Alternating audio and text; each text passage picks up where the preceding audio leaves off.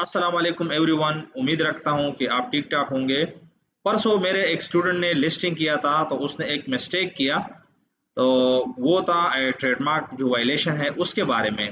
तो मैंने सोचा कि क्यों ना इस पे एक वीडियो बनाए जाए और आपकी जो आप जो गलती करते हैं वो आपको हाईलाइट करूं और आप आइंदा के लिए जब लिस्टिंग करें तो वो गलती आप ना करें। ठीक है।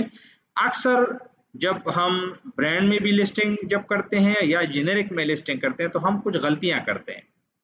अ, गलतियां कैसी होती है कि लेट सपोज आपका एक प्रोडक्ट है और आपका ब्रांड का भी है, लेकिन आप किसी और ब्रांड के लिए वो प्रोडक्ट लॉन्च किया आपने, तो उसका टाइटल और उसका लिस्टिंग आप कैसे करेंगे। ठीक है, उस पे हम थोड़ा बात करेंगे।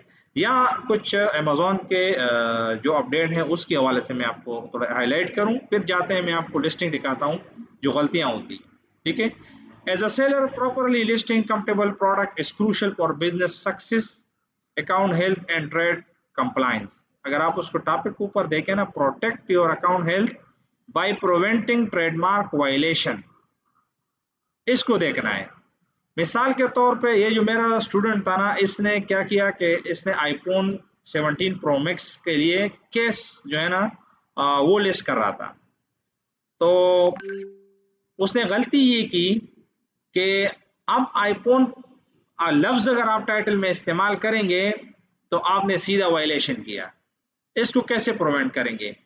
तो इसका सादा सा काम है कि आप जब भी लिस्टिंग करें, इसने जैसे मिसाल दिया ना कि in your product title use this format, ये फॉर्मेट आप इस्तेमाल करें।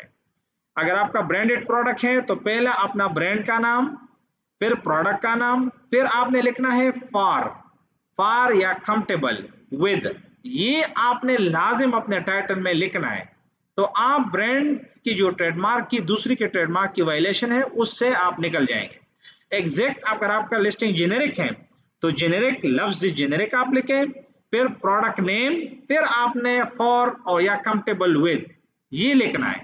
तो आपका जो लिस्टिंग है वो ट्रेडमार्क की वायलेशन से बच जाएगा। मिसाल कुछ तो उर्दू में अगर हम उसको समझाने की कोशिश करें कि हाँ, ये जो फोन केस हैं ये है आईफोन के लिए, ये है सैमसंग के लिए है, फॉर आपने इस्तेमाल किया कर लिखना है या कंफर्टेबल लिखना है। तो ये मैं प्रैक्टिकल थोड़ा दिखाता हूँ, छोटा सा पॉइंट है लेकिन काम का है। ठीक है।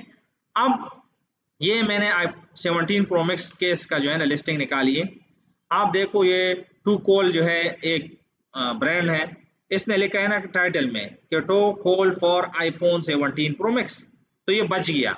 मतलब इन्होंने अगर ये स्टार्ट में to call iPhone 17 pro max लिखता तो इसको लाजिम वायलेशन आता।